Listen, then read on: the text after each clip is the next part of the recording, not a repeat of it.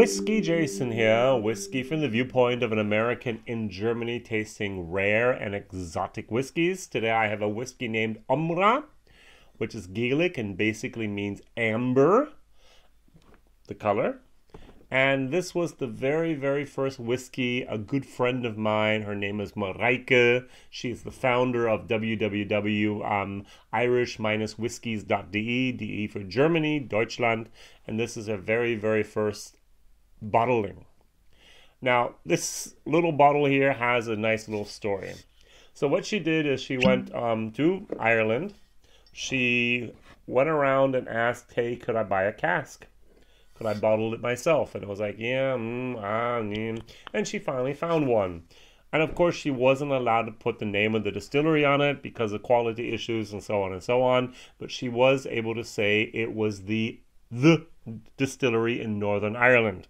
Well, back in 2001, when this was distilled, there was one single distillery in Northern Ireland, Bushmills. So this is a 13-year-old cask strength, 51% Irish whiskey, no coloring added, non-chilled filtered, and this runs at about 89 euros, which is about $100. All right. And so she bought the cask. She actually bottled everything over there in Ireland, sent the bottles back here to Germany, and this was her very first time that she did her own bottling. And so it was a little slow at the beginning before she finally had sold all 120 bottles. She used them in tastings and so on. And every time people went, oh, that's fantastic, can I buy it? She was like, yeah, no problem. And at the end, she had sold all of her bottles, including her last own bottle. So, or used it and opened it and had poured it in tastings. So, WhiskyJason, whiskey from the viewpoint of American in Germany, is now buying rare and exotic whiskeys at auctions over here. So right now I'm registered at 4 different auction sites. 1 is from Germany, 3 are from the UK. And I was looking through their bourbon and I was looking through their Irish whiskey. And lo and behold, I saw this bottle of Ómra. I was like, wait a second, that can't be right. What is that? It was like, wait a second, it says Irish single malt whiskey, www.irish-whiskies.de. I said, hey, that's the first bottling from Marijke. And so I bid on it and I won. And the funny part about it is I paid a few dollars less than the original price of 89 euros to get it all the way from England back over here to Germany. So someone lost money on this bottle. Someone paid the original price, someone brought it over to England, someone brought it back over. Well, it could have been a gift, who knows, but I actually paid a few dollars less than the original price, and it's now in my possession.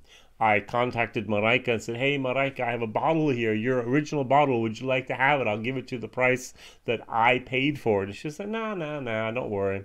Just do a bottle share like you always do. And I'm sure a lot of my people who like the whiskey from Ireland are going to be very happy. And so I've already started with a bottle share. As you can see, about half the bottle's already gone. The other problem is many people didn't know about it. Rare and exotic whiskey in Germany, 120 bottles, and that was it. And this is 4 years ago, before many people had actually recognized, identified, found out about Marijke and her website. And so it's a 13-year-old cask strength Bushmills, very nice. And when I nose it, the first thing I get is vanilla icing on top of a thick layer of overly long brewed English breakfast tea.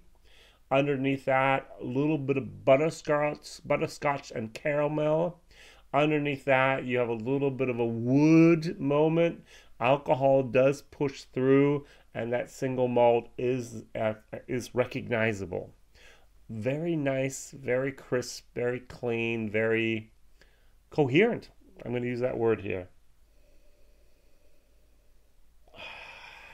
I get a little bit of red apples as well as a tiny little bit of lemon tart. Goes into that citrus, also that little bit of an area there. In my German video, I actually described it as, imagine you're actually bottling jars, what my grandma used to do for the wintertime, apples and pears. Take three quarters of your apples, take 1/4 of your pears, cook them a little bit, put some cloves in there, and then put them in the mason jars. That's one of the smells I'm getting here. Apple and apple and pears together with clove. A very, very nice whiskey to nose, and even a nicer whiskey to sip.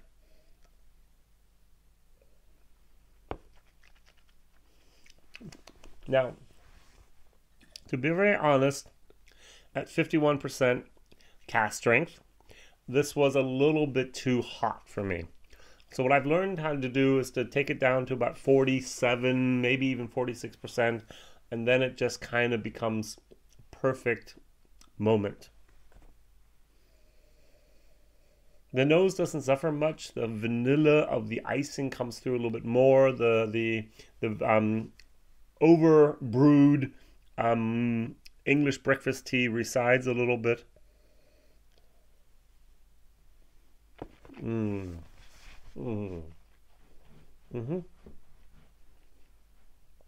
I really like this whiskey. I like Bushmills. I like cask strength Bushmills. I like bourbon cask strength. I do have over here also Bushmills. This is also an independent bottler from Germany, Black Corby. This was boy number 5. This was actually 14 years old, and it was aged in a sherry cask. This stuff is even better. This is like an A-, and this is like a B+. Very, very good stuff. B+. Will you ever find this? No. Will you ever get your hands on one of these bottles? No. I think this is one of the last bottles that were out there. 120 bottles. Marijke sold herself. She opened, I think, 1/4 of them herself and used them in different tastings at different whiskey fairs and so on. And the rest of these were bought by people who actually like the whiskey and not collecting. It's very, very difficult to be. It's not a collectible. Collectibles are not single cask from independent bottlers that no one has ever heard of. Single collector items are more of the brand items, limited editions, 5,000, 3,000, 4,000, whatever bottles, not 120. This is just one of those things that just doesn't add up at the end to really buy this, collect it, make it a dusty, and come back in 10 years and say, hey, who wants to have this? And it's like, never heard of it, don't want it, it's not even on a database. And so that's one of the problems with this as an investment. And that's why almost everyone that bought this actually opened it up. All right, so my question of the day is, what is your favorite cask strength Irish whiskey? As I said before, the Black Corby Boyne number 5 is fantastic. This here, the Ómra, is very, very good. If I go over here, no, actually it's already behind there. Redbreast cask strength 12-year-old, fantastic. There are a couple other independent bottlers. The Whistler 7-year-old, fantastic. St. Patrick's single cask, very interesting. The Pierce 5-year-old, very, very interesting. Cask strength, bought at the airport. I just had a Dingle Founder's Cask. Finding, what was it? Founding Fathers, yes. Dingle Founding Fathers, cask number 149, excellent. One of the best 5-year-old cask strength Irish whiskeys I've ever had in my life. Just fantastic. Also a bourbon hogshead, just a fantastic whiskey. What is one of your favorite Irish whiskeys cask strength that you've ever had?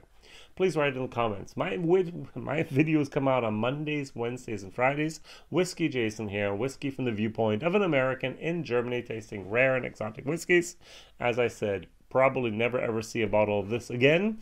I probably won't ever see a bottle of this again. Even the owner that bottled this, Marijke, doesn't have a bottle of this either. So very slim chances of ever seeing this outside of this video ever again.